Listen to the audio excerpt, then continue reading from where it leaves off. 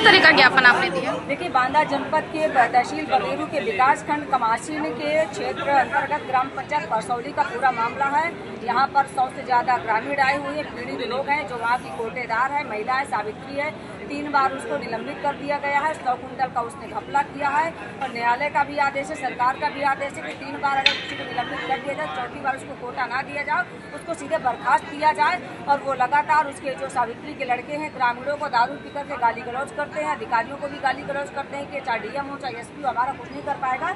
और उप जिलाधिकारी महोदय को भी ग्रामीणों ने बीते दिनों प्रार्थना पत्र दिया था कि इसके ऊपर कार्रवाई हो, लेकिन कार्रवाई नहीं, क्योंकि सप्लाई इंस्पेक्टर हो चाहे जो अधिकारी हो संबंधित विभाग के, वो जाकर के उसी के यहाँ खाना खाते हैं, उसी के यहाँ मीटिंग करते हैं, ग्रामीणों से कोई बातचीत नहीं करते हैं। तो मेरी जिलाधिकारी महोदय से मांग है कि इस कोटेदार को तत्काल बर्खास्त किया जाए और गांव में चुनाव करा करके किसी को कोटा दिया जाए, और जो 100 कुंटल का इसने घपला किया उसकी जांच हो, और ग्रामीणों को तत्काल जो राशन उनका लगवा लिया गया करीब 800 ग्रामीणों को, उनको तत्काल राशन दिया जाए। अन्यथा की स्थिति में इसके बाद हम लोग बृहद आंदोलन करने के लिए बाध्य होंगे। और ये कुछ अधिकारी हैं जो लगातार हमारी गठबंधन की सरकार को लगातार बदनाम कर रहे हैं, तो ऐसे अधिकारियों पर भी कार्रवाई किया जाना आज क्या आश्वासन आवश्यक है। आज नगर मजिस्ट्रेट के माध्यम से जिलाधिकारी महोदय को हमने ज्ञापन दिया और आश्वासन मिला कि कार्रवाई करेंगे। अगर कार्रवाई नहीं करेंगे तो मीडिया के माध्यम से हम लोग जानकारी देंगे और बृहद आंदोलन करने के लिए बाध्य होंगे।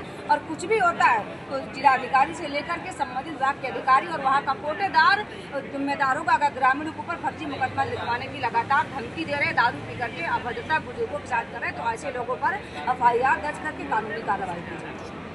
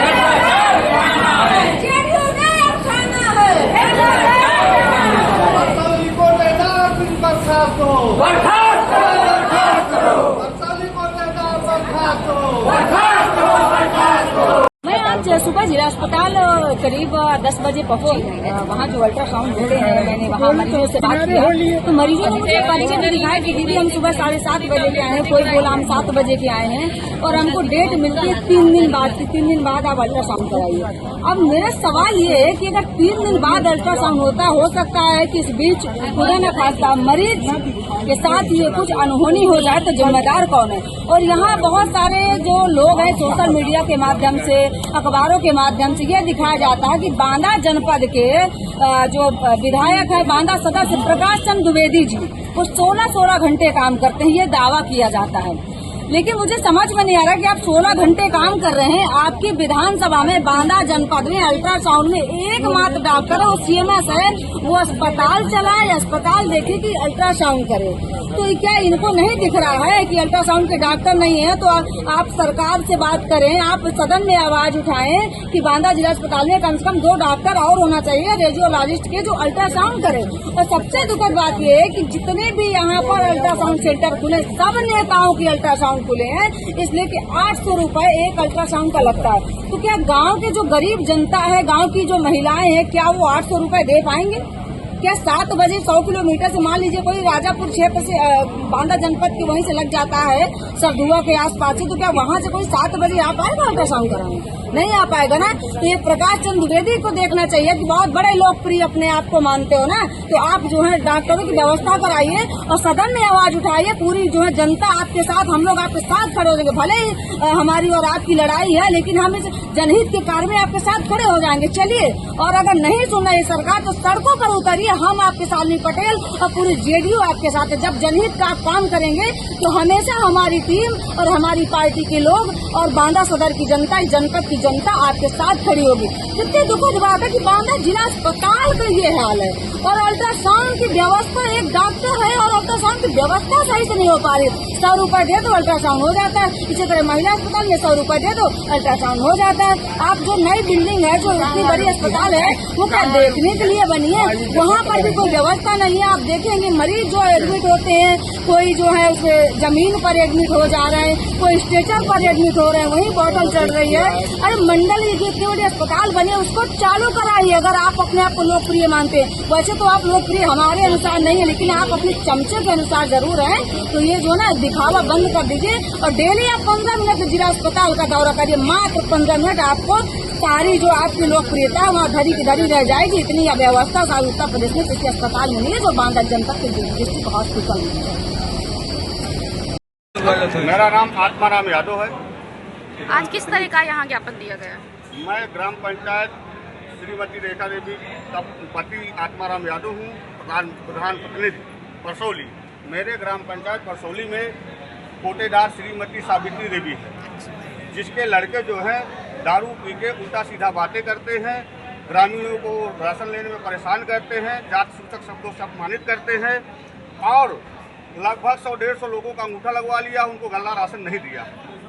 हम 700-800 लोगों का अंगूठा लगवा लिया, 900 राशन कार्ड, 150 लोगों को दिया, इसके बाद किसी को राशन नहीं दिया। जैसे ही उसको भनक लगी है कि मेरी दुकान जो है सस्पेंड हो गई है, उसने किसी को गल्ला देना बंद कर दिया, किसी को गल्ला देना बंद, सभी को गल्ला देना बंद कर दिया। हम एसडीएम साहब को भी मौके पे गए, तहसील दिवस को एप्लीकेशन दिया, उसको पूर्व निरीक्षक महोदय को एप्लीकेशन दिया, तो उन्होंने जांच करके इसकी दुकान सस्पेंड कर दिया। अब हम डीएम साहब के पास आए हैं कि हम डीएम साहब के पास अपनी जो है मांग कर रहे हैं कि इनकी दुकान सिरे से खारिज कर दी जाए, निरस्त कर दी जाए। तो उन्होंने क्या आश्वासन दिया? उन्होंने क्या आश्वासन दिया? अब डीएम साहब से तो डायरेक्ट मुलाकात नहीं हो पाई है, उनके माध्यम से किसी को अपने माध्यम से भेजा था सिटी मजिस्ट्रेट साहब को, उन्हीं को हम लोगों ने ज्ञापन सौंप दिया। तो अगर आपकी यहाँ सुनवाई नहीं होगी तो फिर क्या करेंगे? तो हम अभी हमें विश्वास है कि हमारे जिलाधिकारी महोदय हमारी बात को सुनेंगे, उस पर संज्ञान लेंगे और कुछ कार्रवाई उसमें उचित कार्रवाई करेंगे, उसकी दुकान बर्खास्त करेंगे। अगर नहीं हो पाएगा तो फिर आगे जो होगा उसमें उच्च अधिकारियों से हम अपना आंदोलन और वगैरह जो भी होगा ज्ञापन के बाद हम अपना आगे बढ़ाएंगे।